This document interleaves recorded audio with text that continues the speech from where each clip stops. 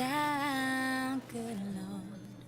Baby got 'em open all over town. Strictly bitch, she don't play around. Cover much ground, got game by the pound. Getting paid is a forte, each and every day. True play away, I can't get her out of my mind. I think about the girl all the time. East side to the west side, pushing fat rides, it's no surprise. She got sticks in the stash, stacking up the cash, fast when it comes to the gas. By no means average, it's on when she's got to have it. Baby, you're a perfect 10, I wanna get in. Can I get down so I can win? I like the way you work it, no diggity. I got to bag it up, yeah. I like the way you work it, no diggity. I got to bag it up. I like the way you work it, no diggity. I got to bag it up, yeah. I like the way you work it, no diggity. She's got class and style, street knowledge by the pound. Baby never act wild, very low-key on the profile. Catching feelings is a no, let me tell you how it goes. Herbs the word, spin the verb. Love as it curves, so freak what you heard. rolling with the fatness. You don't even know what the half is. No, you got to pay to play just for shorty bang bang to look your way. I like the way you work it, drum tight all day, every day. You're blowing my mind, maybe in time, baby I could get you in my ride.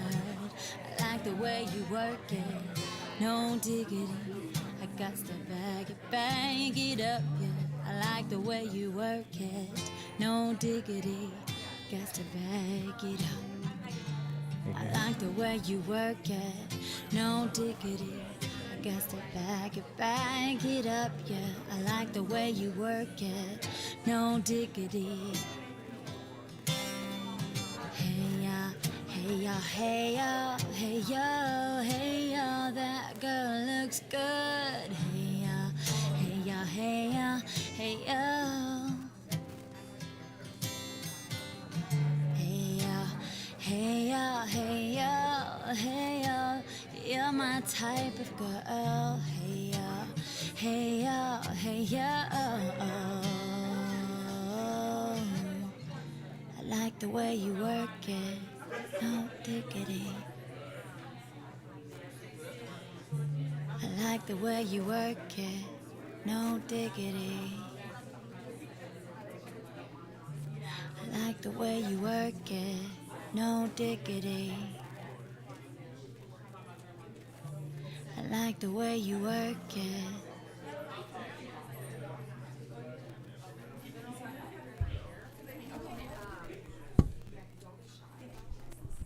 I got my eyes on you. You're everything I see. I want you all love and emotion. Endlessly, I can't get over you. You left your mark on me. I want your love and emotion. Endlessly, cause you're a good girl and you know it. You act so different around me. Yes, you're a good girl and you know it. I know exactly who you could be. Just hold on, we're going home. Just hold on, we're going home. It's hard to do these things alone. Just hold on, we're going. I got my eyes on you. You're everything I see. I want your love and emotion. Endlessly, I can't get over you. You left your mark on me. I want your love and emotion. Endlessly, cause you're a good girl and you know it. You act so different around me. Yes, you're a good girl and you know it. I know exactly who you could be. Just hold on, we're going home. Just hold on, we're going. It's hard to do these things alone. Just hold on, we're going.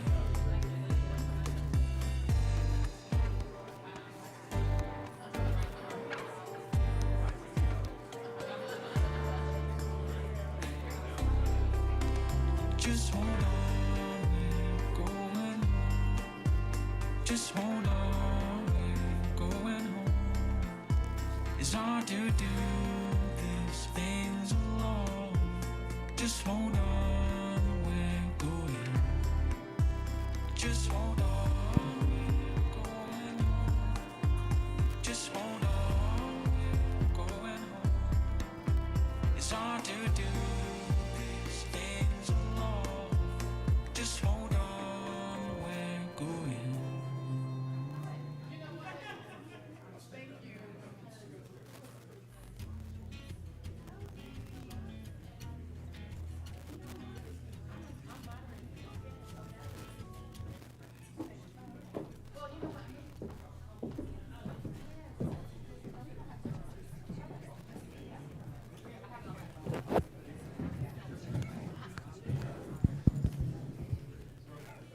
Good afternoon. my voice is kind of meek. Can you guys hear me okay with this microphone? That was my attempt at comedy. Hey, if anybody in the back, we're about to have a really cool, intimate discussion about sickle cell. If anybody in the back wants to scoot up forward a little bit, we can fill up some of these seats if we want to. Don't be afraid. We don't bite. How's everybody doing this afternoon? That was pretty terrible. How's everybody doing this afternoon? Wonderful. All right, there we go. My name's Matthew Hawes. I work for Pfizer. We are here supporting NABJ, and we have some powerhouse queens behind me that are about to rock this panel for about the next 45 minutes, an hour. Super excited to talk about sickle cell disease. Raise your hand if you know a little something about sickle cell. Barbara, I know you do. Yeah. Just talking to some folks in the back, some folks over here. This is a disease state that's starting to get some shine, but it's still underfunded. These patients are underrepresented. We're under-resourced. It's 2023. We have to start doing better. We have to make sickle cell like it is for cystic fibrosis or HIV. And I really believe what Pfizer is doing every single day can help close the gap. And these women behind me, these queens, like I said, are helping us in that effort. So let me introduce, let the token man get out of the way and let these women shine up here. So let me introduce really quickly. First and foremost, Dr. Kim Smith-Whitley. How are you? Pfizer's Advisor of Scientific and Clinical Affairs. Good to see you, as always. Wonderful to see you. Akilah Coleman, a sickle cell advocate, caregiver, and philanthropist. Welcome. Thank you. Tiana Wolford, always good to see you. She's a sickle cell warrior herself and co-founder and CEO of Sickle Cell Reproductive Health Education Directive. And finally, Congressman Terry Sewell was supposed to be here. She wasn't feeling well, but she sends her regards. And obviously, moderating our panel today is MSNBC host Simone Sanders Townsend. So with that, I'll turn it over to Simone and get out of the way. Enjoy, y'all. Thank you. Thank you very, very much. Give our opening act a round of applause, ladies and gentlemen. I just think this conversation is just so very important. Sickle cell disease, it's a rare disorder. It primarily affects Black folks, those of African ancestry. And historically, the facts are that sickle cell disease has largely been ignored. It's largely been underfunded, understudied, undertreated. And more is known now than ever, actually, about sickle cell disease, about care, but the community still experiences bias, health literacy challenges when accessing care. So for the next 45 minutes, the women on this panel, they're gonna shed light on the current status of what is happening. They're gonna share some personal stories, if you will. They're gonna delve into the understanding about how sickle cell disease continues to stand out specifically as a challenge for the Black community, and what's needed to help shape change for this community and evolve the healthcare narrative. So I just appreciate you all for coming. Thank you for asking me to moderate this conversation. And I'm excited to be here because we're talking health equity, specifically on sickle cell disease. Are y'all ready? Ready. All right. So Akilah, I want to start with you because you are a caregiver of a child with sickle cell disease. So I would just love if you could share with the audience a little bit about your journey and specifically some of the misconceptions and the stigmas that you and your family have experienced. Absolutely. Well, first, Simone, I have to congratulate you, honey. When I saw you in the hall, I wanted to, but I was like, I'm going to wait till we get on stage. She was just inducted into the Hall of Fame. Oh. Yes, so we have to start there. We had to take a moment out for that.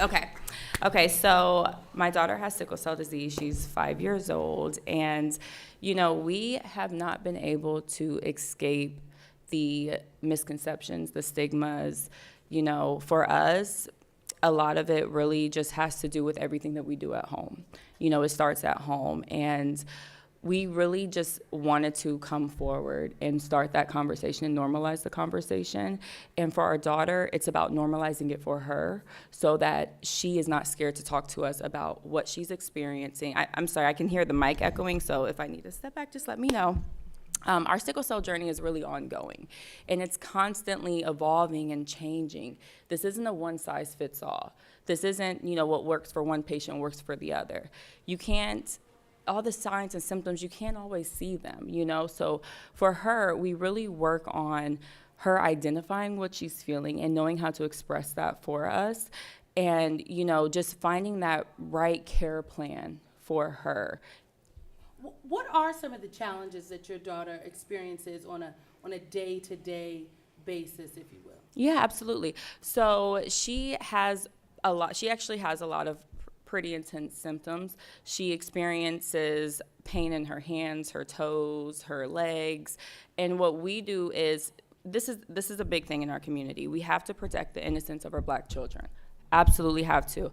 And so for my daughter, I don't want her to be fearful to tell me what she's feeling and what she's going through. So when she has moments where she's feeling pain, we mask a lot as self-care. So if she's having pain, we do like spa time, and we tell her like, okay, we're gonna do a little spa and do a little massage and a mani-pedi. This is how I'm getting her to understand that what you're feeling, this isn't just sickle cell care, this is self-care. Because in order for you to thrive in any environment, I need you to know how to take care of yourself. And I'm setting her up to know that already.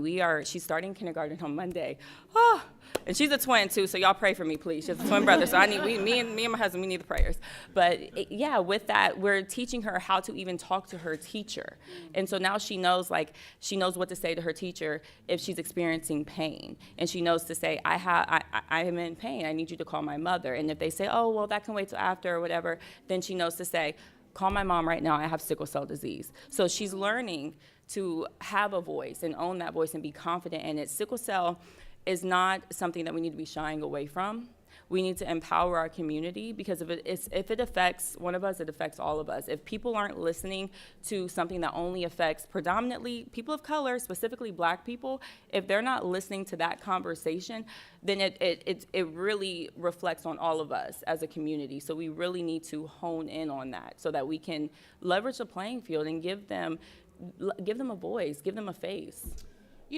As Akilah is speaking, Tiana, it makes me think about you, because you are a sickle cell warrior, okay? Warrior. Yeah, we can clap for being a sickle cell warrior. I'm wondering if you can also share about your experience as someone who lives with sickle cell, but also you started a foundation. Yeah. You are this empowerment that Akilah is talking about. Like, you live and breathe and do this every day and inspire others. Share a little bit about that with us. Well, thank you, Simone.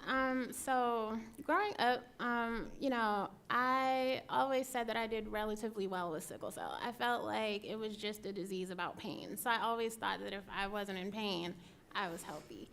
But I did suffer from something called acute chest syndrome, which can be fatal, quite a bit. And then when I started puberty, that's when things really started spiraling out of control. I would say that I missed 80% of my junior year of high school, 60% of my senior year in high school, and I went to a predominantly white school where they were unapologetic about the fact that they did not know anybody with sickle cell, didn't really know what it was, and even the principal of the school would make comments like, it would just be so much easier if you had cancer, because at least we'd know when you were gonna miss for treatment, but sickle cell is unpredictable. And so it was really hard having to shoulder having sickle cell, trying to keep up with the work and all of these things. And it was hard mentally and emotionally as well. And then when I grew up from after I graduated high school, I just felt like I wasn't living the quality of life that I wanted. And so I actually had a bone marrow transplant, and my mother was my donor, so it was just a half match. And I had already done some research, so I knew that there was chemo and radiation involved, and I've always wanted 6 children. I've said that since I was 11.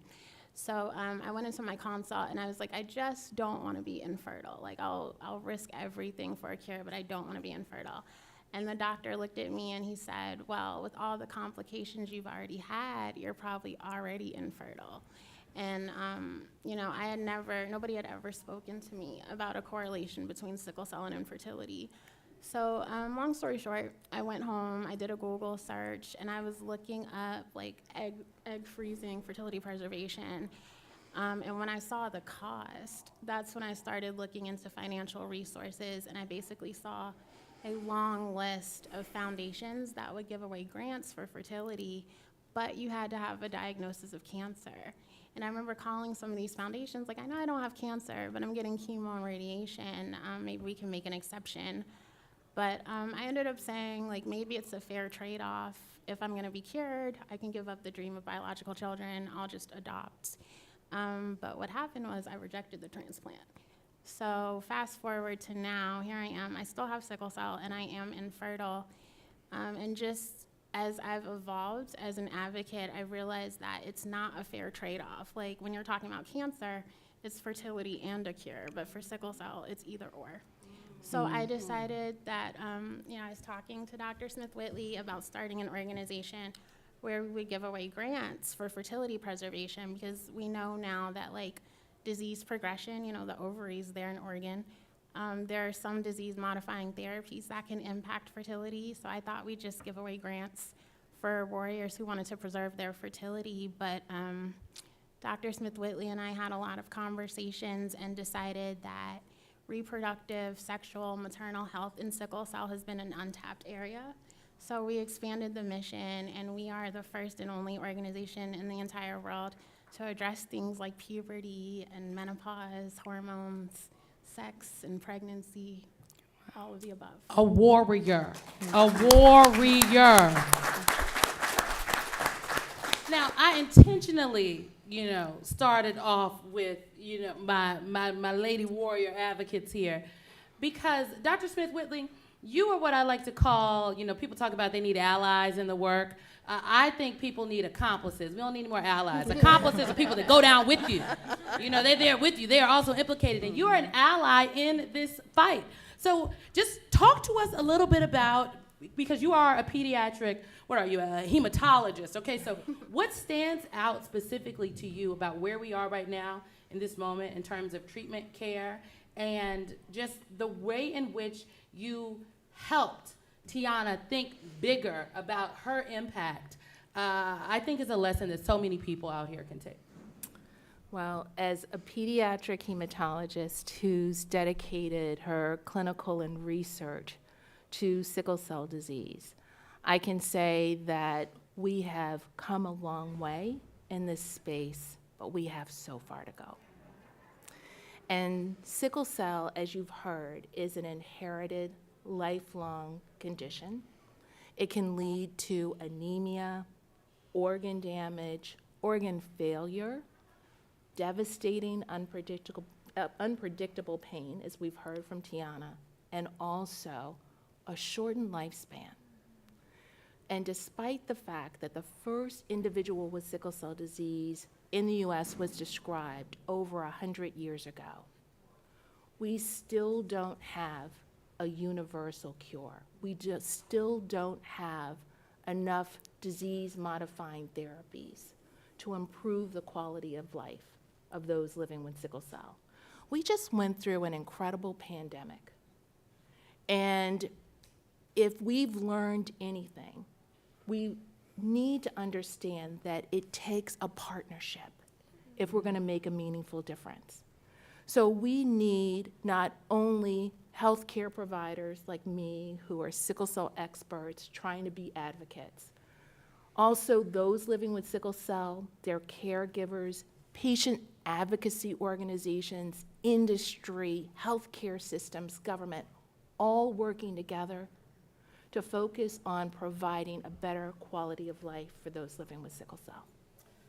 If I could just follow up, Doctor, how specifically does sickle cell affect the emotional health of patients? And then I have a question for you, Akila.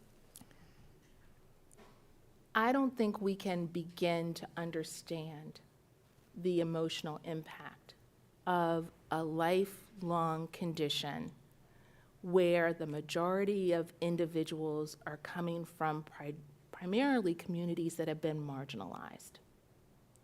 And so when you think of having a condition associated with unpredictable pain, which means that you have to go to emergency departments to find care from individuals who don't understand your condition, and you think about over the lifespan, the stigma of being identified as drug seeking, the stigma of being identified as someone who has scleral icterus, that yellowing of the eyes that comes down from the breakdown of red cells in individuals with sickle cell. But people in the community think that that's a sign that there's something that is contagious. So if you can imagine living with a condition where you know the medical complications, but you also understand the stigma, it means that you develop behaviors to minimize your risk to be exposed to those stigmas. So it's isolating, it can lead to anxiety, it can lead to depression. And it's very important that the voices of these two warriors are heard, because they have a unique opportunity to break down some of these barriers and to pave the way for other warriors living with sickle cell so that they don't have to deal with the myths and the stigma in the community. Thank you, Doctor. I think talking about the myths and the stigma and just the impact on care is just so very important. I mean, your daughter, she's 5, and you actually carry the sickle cell trait. So can you talk to us just a little bit about, one, just your experience finding out that you carry the trait, but also you all have turned this experience into being a warrior, and you formed a partnership with Pfizer specifically around sickle cell disease. So I want to talk a little bit about that. Yes, as absolutely. So I have known I had sickle cell, my sickle cell trait, my whole life. I've never had any symptoms. Mm-hmm. My husband here, front row right there, matching me, so y'all know he's with me. That's my color coordinator. Right, That's what so I'm everybody knows that handsome man belongs to me. But he obviously also carries sickle cell trait. Now, for those who don't know, he is a 9-year running back. He is in the NFL. He's been in the NFL for 9 years. He found out in college. He is a young 30. So in 93, you know, the regulations weren't in place where he could have been tested and found out early on. So that's a huge part of it, is knowing your status, one. Knowing what that means, too, because for me, I knew I had the trait. I got a little cold. That was all I really knew about it. My husband, he had moments where he actually passed out on the field in college. And the beauty in his story is, one, in the league, he has found so many other teammates throughout. He's been on 3 different teams, and he has found teammates in every single locker room that also have the trait, and they would experience things that he used to experience in college, like muscle fatigue, dehydration, actually serious injuries that came with the dehydration of the muscles. And he had a coach in college, a black man, who, when my husband started experiencing these symptoms, that coach asked him about his sickle cell status, asked him if he knew his sickle cell status. He went and got tested. He had sickle cell trait. And that coach then helped him create a care plan, helped him to know how to identify. So this is, and I want to point out Dr. Kim, okay, because this is why it's so important to have people that look like us that can advocate for us. Because had my husband not had that coach, he wouldn't be the elite athlete he is today. He had someone that advocated for him and spoke up for him. So when he would get exhausted, tired, and needed an IV or whatever it was that he needed, if he needed to take a break, he wasn't looked at as he was lazy. He had someone that advocated for him that looked like him. And he is still here today. And our daughter, she loves gymnastics. She wants to be a gymnast. So now everything that he has learned, he is now instilling that into her, to make a new whole, we call it, so this is the thing, because we are an NFL family, everything has to do with football. That's just how it is. I've learned to accept it. So our care plans, they're called playbooks. That's all. We all have a playbook, okay? Everybody has a playbook, and, we have plays, and that's what we call it. And her playbook is really an extension of his. So now we learn, what it is that she needs, and we actually keep everyone in the loop. And I'll wrap up because I know I'm getting long-winded, but it made me think of this because of Dr. Kim. You see, we had to interview, I feel like it was an interview. We had to interview a lot of doctors, a lot of coaches, a lot of teachers. We had to find the people that would listen to us. We had to find the people that when we entered the room, they cared about my daughter. They would report back to me if something was going on with her. I need to know everything. You don't have an option in that. If my daughter is not feeling well, if you have a sick student in the class, you need to tell me, because that cold can land her in the hospital for 4 days. You need to tell me that. And if you can't, that's okay. If you're not passionate about this, that's okay. I'll find someone who is. And, so I think a lot of that is how we really take this head on. And Dr. Kim, she is at the forefront of that. That's the beauty in having these amazing Black women and men, but I'm talking to the women, you know, these amazing Black women that are there advocating for us with sickle cell. So, yeah.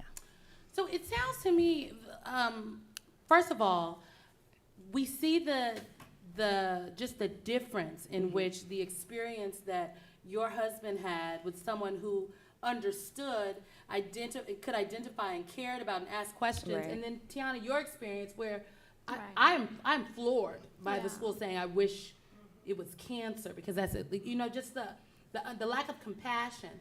But you had other compassionate people in your life which helped make a difference. Yeah.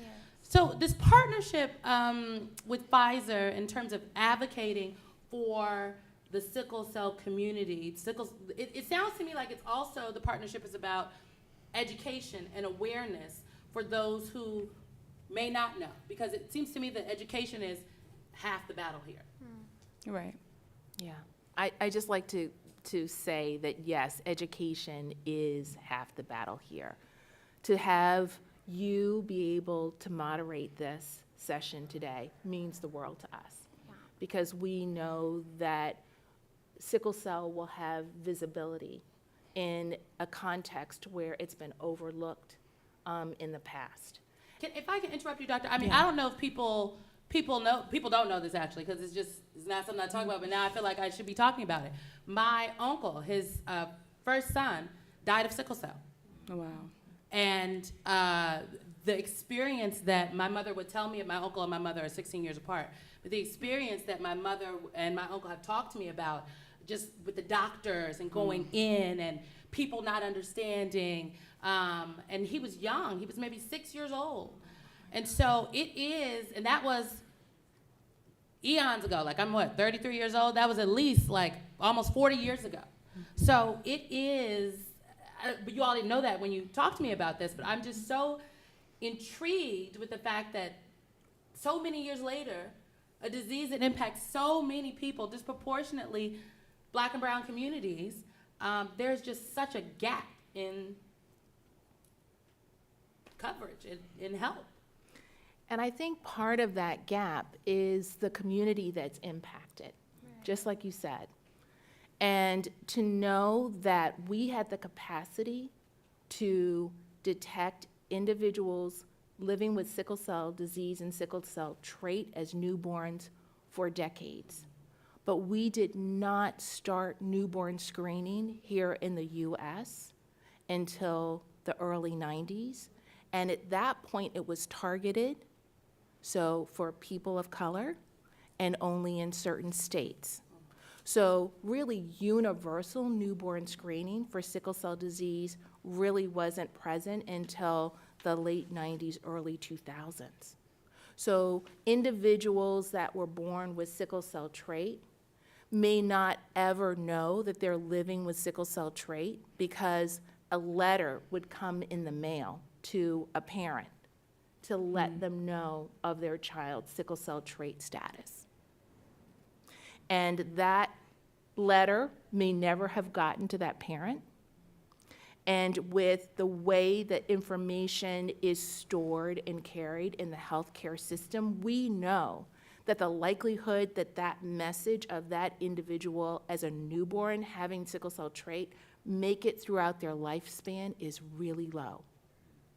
So I think that part of it is awareness and education, but also health policy to support what we know is the right thing to do for this community. And having those two things work together then gives individuals a start. Support, health policy. I mean, Tiana, your organization, I want to make sure we tell the people the name of the organization, Sickle Cell Reproductive Health Education Directive.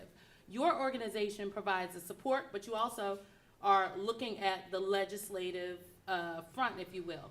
I want to talk support for a second. What kind of, you have had your own personal experience, but just talk a little bit about the challenges that Black and brown communities are facing when it comes to reproductive health care access as patients. I mean, the women and families that you are helping fund, I am sure they have just devastating stories. There are a lot of devastating stories. I mean, to be honest with you, I've talked to so many women who feel like their doctors are pressuring them to get their tubes tied, to get hysterectomies, because for the longest time there was this misconception that women with sickle cell couldn't get pregnant or should not get pregnant. Now, we do know that the maternal mortality rates for women with sickle cell is actually 26 times higher than the national average. But we really, as far as legislation goes, one of the things we call my organization SC Red for short. So one of the things that we're working on is trying to get Medicaid to cover access to fertility preservation. Hold on a second so people don't miss it. Medicaid currently doesn't cover access to fertility preservation? Not at all. And over 60% of individuals with sickle cell are on Medicaid. And it's been, you know, we've started having some early conversations, but it's definitely an uphill battle. And I feel like a lot of it, like Dr. Smith-Whitley was saying, has to do with the community that's affected. I think that there's this stigma that women with sickle cell are too sick or too poor to even have children. Let's talk a little bit about pricing, okay, and a little access, okay? Because, I mean, the Medicaid piece is just astounding to me. It is astounding. It is absolutely astounding. So, Dr. Smith-Whitley, you mentioned you spent a lot of your career dedicated to the research around sickle cell disease. We talked a little bit about the progress. What is the biggest difference between when you started and now?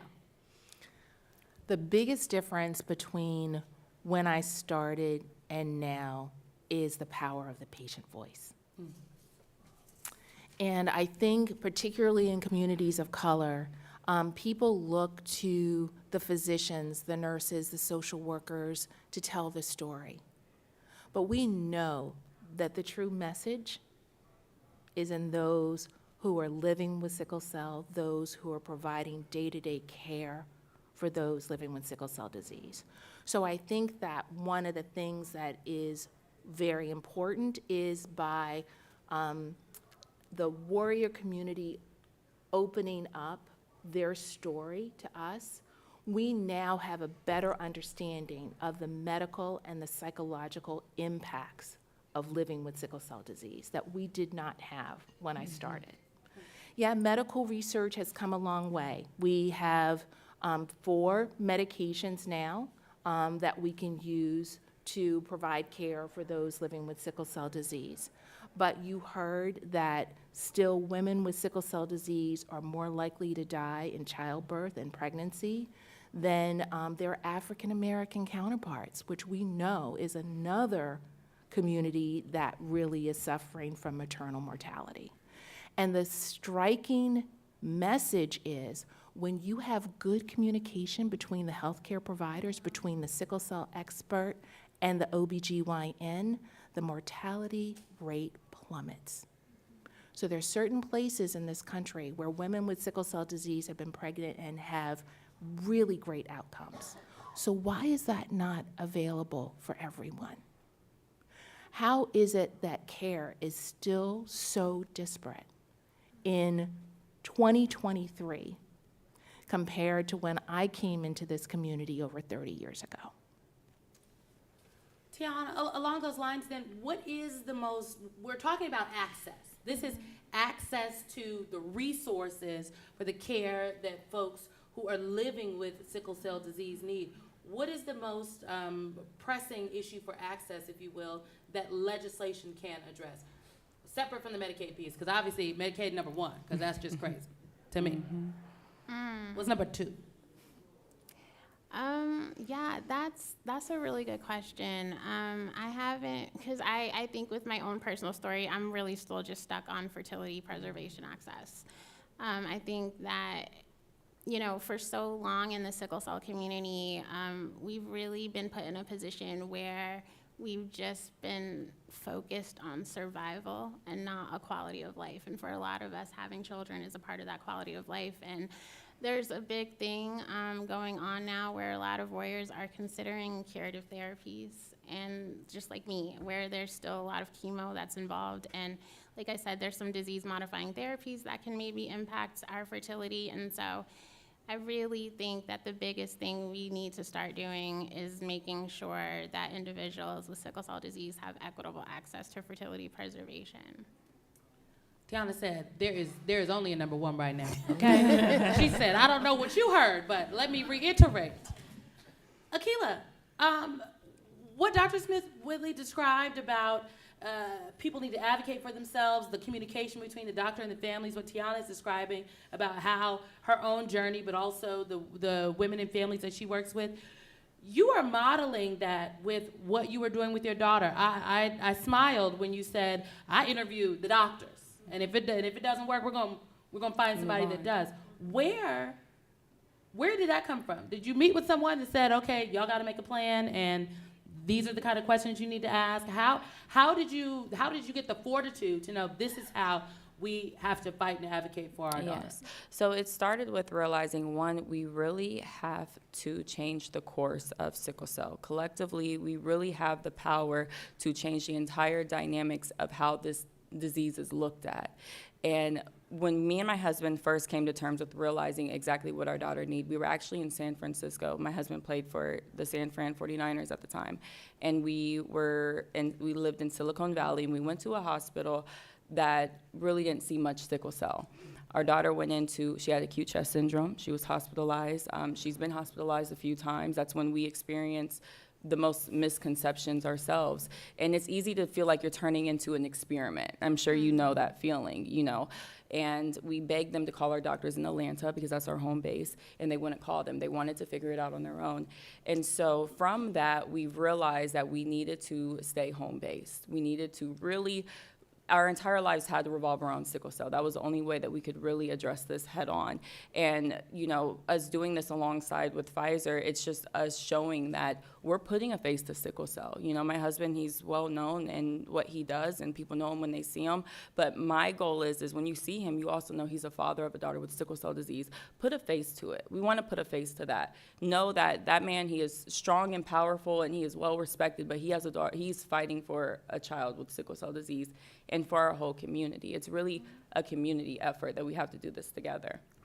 What advice do you have for parents who are currently caregivers, to a child that has sickle cell disease, but also other advocates who are like, I see you, Akila, and I want to be Akila, but I don't know. It seems difficult, but she seems like she got it together.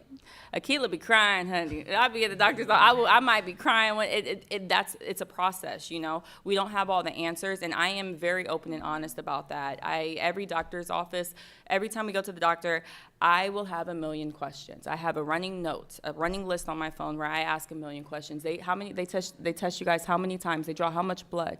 We don't even know half the time what they're testing us for. That's a question I have. What are all these numbers? I need to know. Don't tell me when my daughter gets in the red. I want to know when she's in the yellow. I want to know before we get there. We are very proactive. I want to know everything that's going on. Me and you have to have a really solid line of trust and communication. If I cannot trust you, my daughter has to trust me. Everything starts with her. She has to be able to trust me and tell me what she's going through, and I need to be able to trust her, everybody who's at the forefront of her care. So for us, that's everything. The trust and the communication is everything. So you have to find the team that works for you. And you'll know if the doctors I want your email.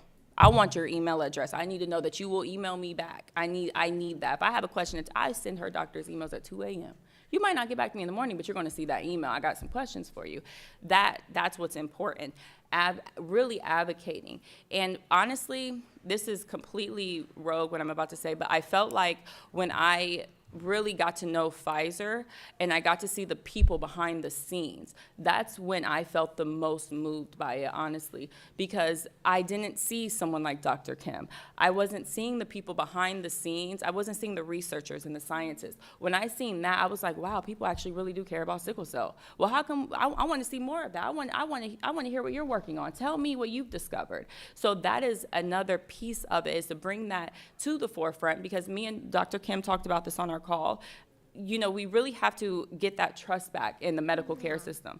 We really are jaded as a community. And I'm multiracial, so I'm not undeniably black. But the undeniably black person, it's very hard to go into a hospital and know that you're being heard, know that they're listening to you, and to really feel like you have that voice. My daughter she's undeniably Black. I'm advocating for her, baby. We are going to get through this one way or another. And so that's what's so important. We're partnering, with Pfizer, because they have resources that are global. Right now we're just, NFL is national, honey. We just in the U.S., but we need to combine forces, and even what you two ladies are saying, I think about that every day. What will my daughter do if she wants to have children?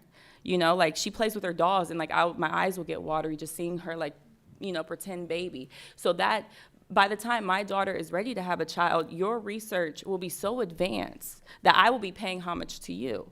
And we're relying on everyone in this room, and you, Simone. Like, you're such a huge piece of this, because we have to rely. I'm just a humble mother and an advocate, but we have to rely on you and everyone out there to really get the word out of this room, because right now we're just having a discussion in the room. The real action happens when we leave this table, this panel today. I just got chills when you said, yes, we can clap.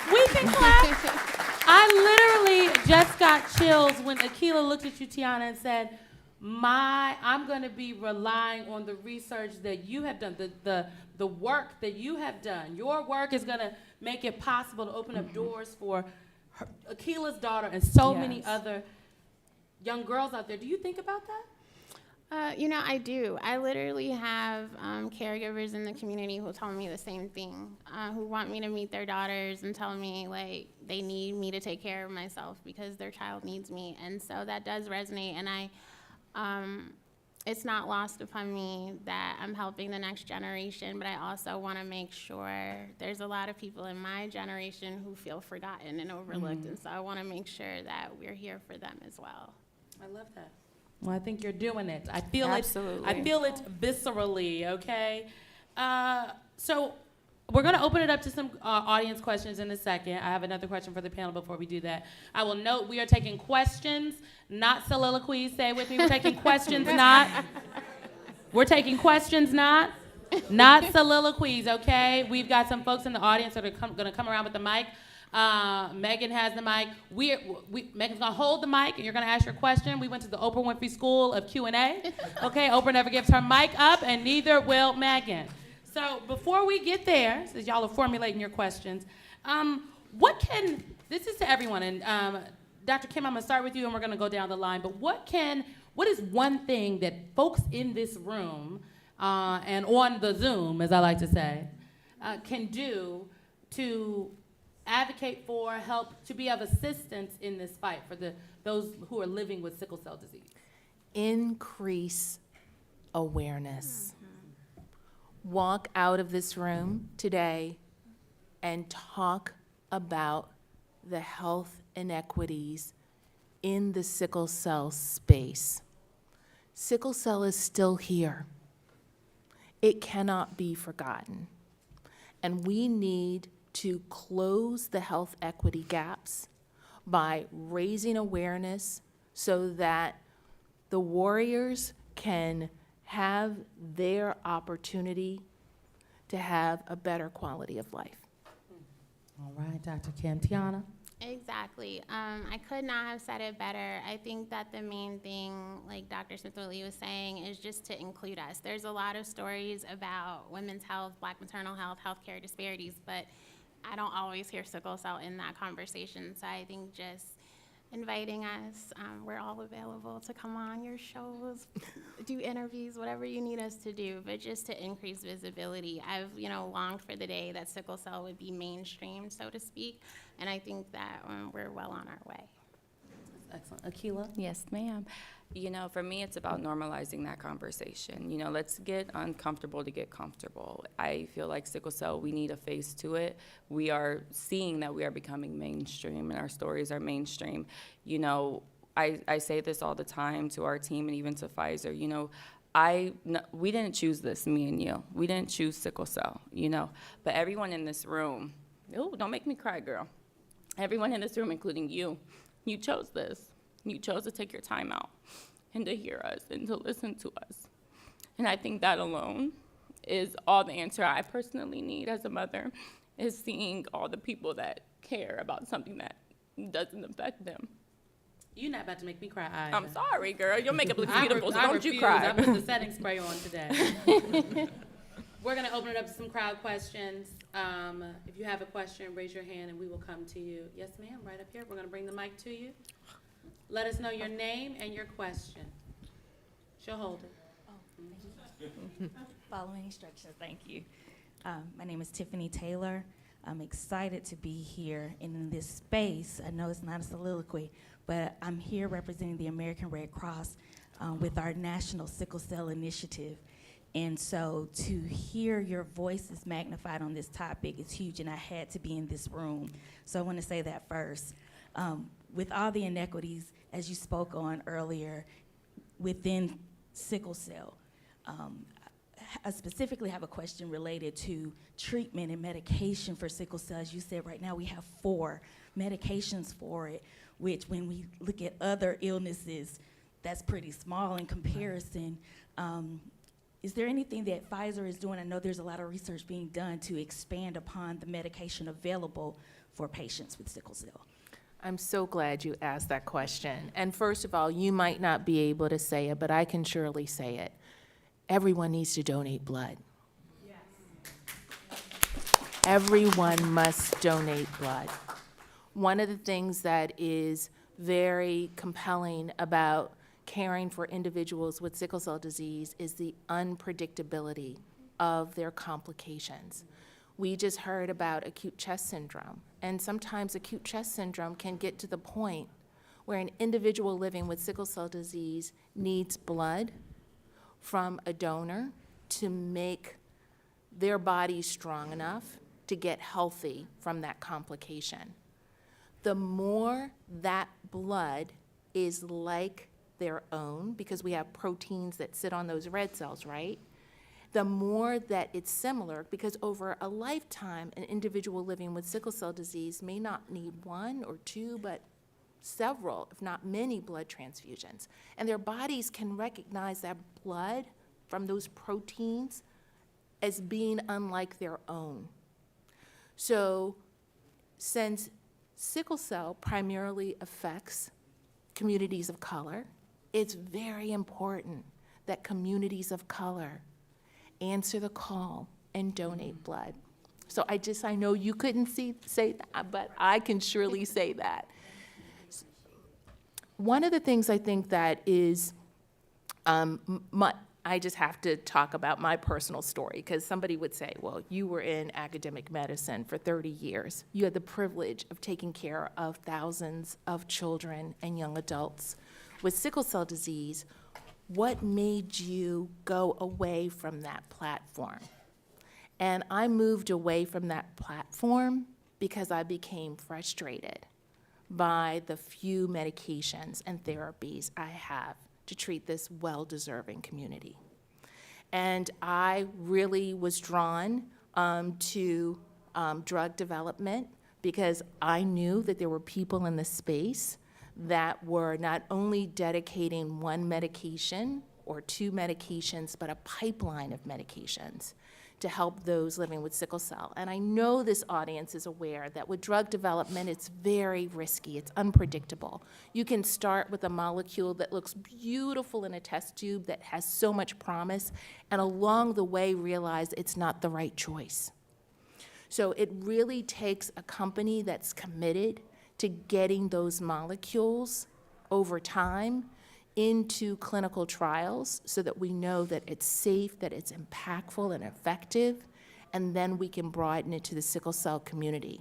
So one of the things that we've heard about is that there are medications out there where there's a medication that was repurposed for sickle cell, a chemotherapeutic agent that is noted to be the standard of care.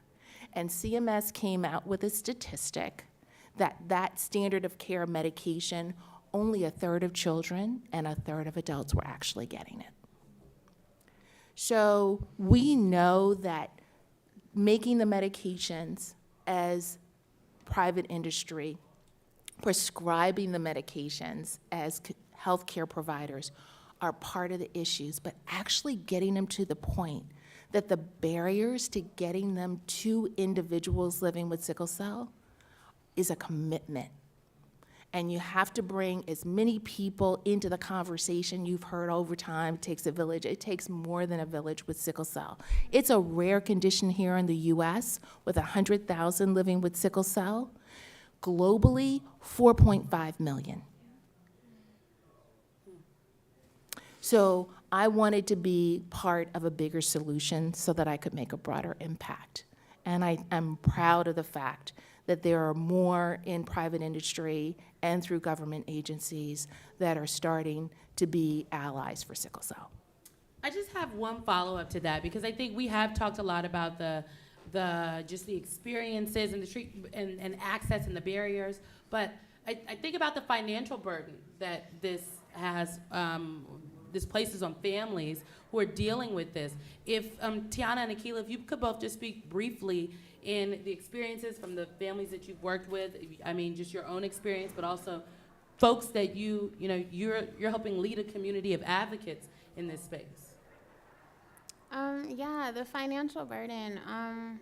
It's just like day-to-day things that you don't think of. You know, I'm privileged where a lot of my medications are covered by insurance, but parking, like having to go to so many different appointments, parking, childcare, all of these things that we don't really think about, co-pays, all that adds up financially. So it's, you know, I'm privileged where my family helps me out a lot, but there's a lot of people in the community who are not in that same position, and definitely the financial burden is something. And, you know, stress is a trigger. So, and then a lot of us are not able to work a job because we're getting sick and it's so unpredictable. And so you're having to rely on government assistance, and that's hard to live off of. Yes. During our journey, there was a point with Pfizer that we actually went and visit our daughter's hospital, Aflac in Atlanta. And you know, we got to meet with other parents, and, you know, my daughter's 5, so a lot of her sickle cell journey is really, this is the harsh reality of it, it's really just beginning, you know. So when we are meeting with the parents who are, you know, they have children who are much older, that's really what concerns me. And I believe I read that at 15, was it 15 you had a hip replacement? My hips replaced, both of them. Yeah, both hips replaced by 15. And, you know, when we were in the hospital, we met with even, you know, preteens and teenagers and, you know, older children. And some of them were alone and they were scared because their parents were away at work. And, you know, they had to stay in the hospital by themselves because they had siblings and their parents had to be with the sibling. So that is really where a lot of my worry comes in, because not only is there the financial burden, there's a sense of feeling alone when you're in the hospital and your parent can't be with you, or if your parent is with you, then they probably can't work a job because they have to be there with you and be present. So I feel in our community, I think that it's very easy for the patients with sickle cell disease to become jaded, you know, because you're losing your voice, you know, and that's why I speak to my daughter's sense of innocence, you know, because I want to protect that as much as I can, because I've seen, you know, young girls, I could see my daughter in them, and their innocence was, they were just so jaded, and their innocence was gone, like they felt alone. So, you know, I think that's also a piece of it.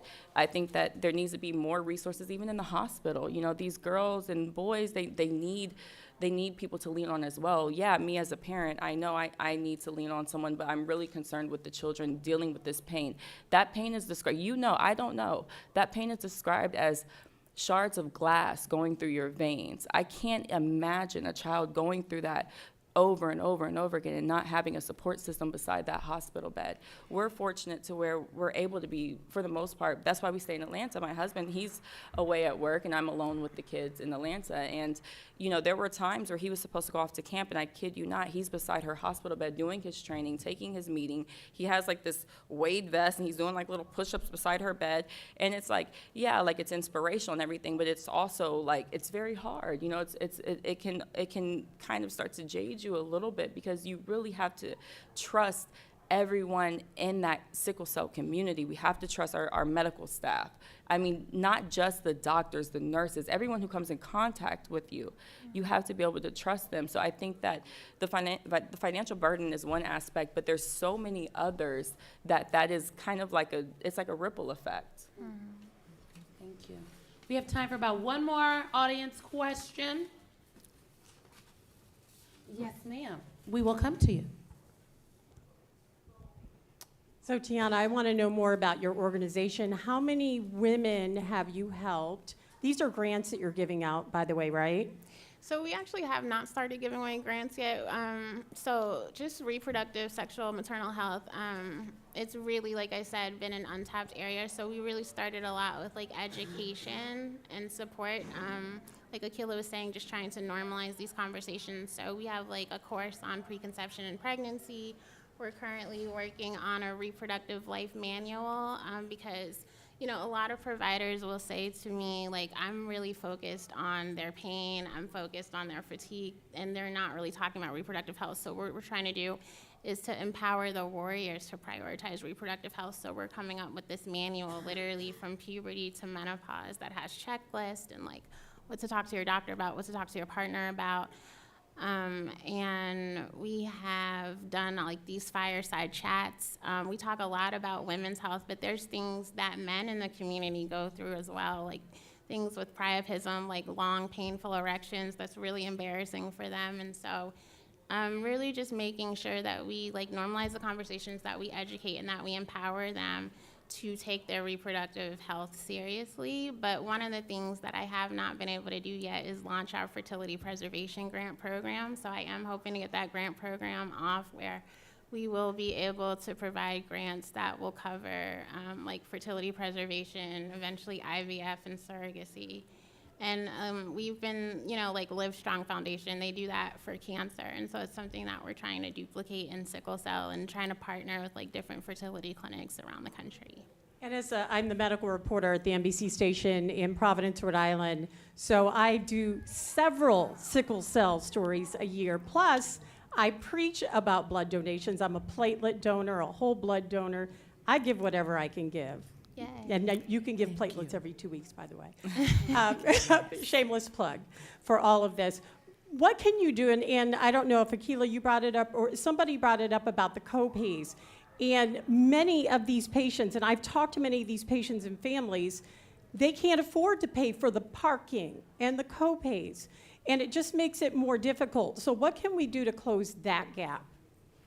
So I can take this on partially. So I think that there is an incredible obligation for the healthcare community to recognize sickle cell. One of the things that is a financial impact that we didn't even talk about indirectly is you've already heard that decisions on where to live are based around where individuals can get good care.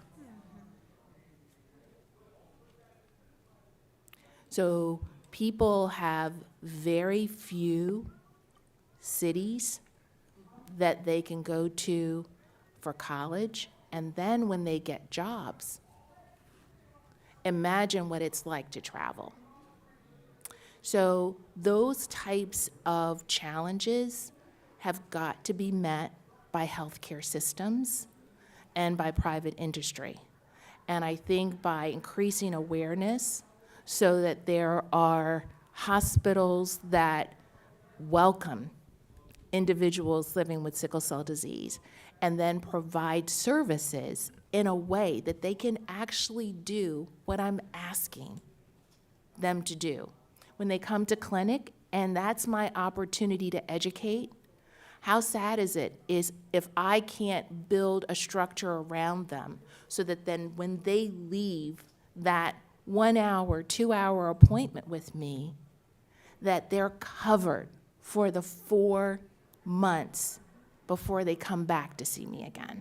So I really believe that those types of cost need to come through healthcare systems, whether or not it's philanthropic dollars, private industry dollars, or governmental policy that makes sure that we're thinking about healthcare manpower that is growing a voice so that there can be increasing sickle cell experts, doctors that you can trust that know that sickle cell is a lifelong condition, that doesn't ask an individual with sickle cell when they show up in an emergency department in pain, how long have you had sickle cell disease?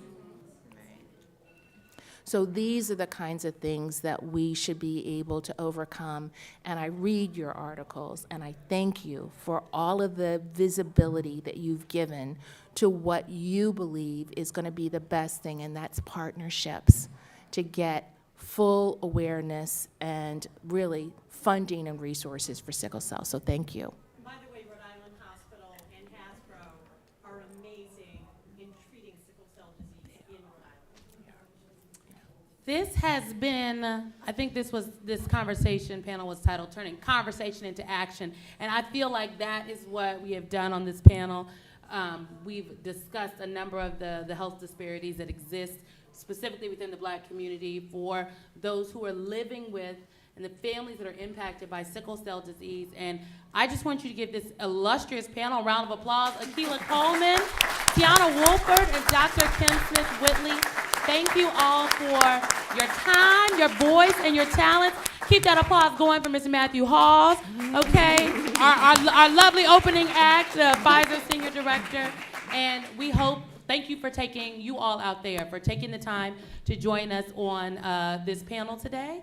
And you, Miss Simone. And me. The infamous Hall of Famer, girl. You cannot forget that. We appreciate you all. Many thanks to Pfizer for sponsoring this conversation. And a number of our panelists will be available to follow up and have some conversations. I'm sure y'all want to chat. Come chat at the Pfizer booth, honey, out over in the exhibit hall. And so Matthew and there are other folks here from the Pfizer team that can direct you to where that is. And that's where these lovely ladies will be continuing their conversation. So feel free to follow them out and into the hallway. Thank you very, very much. That is our time. Y'all were excellent. Oh my God. You were Can I get a photo with all of you? Yes. Elijah, can you come? Yeah.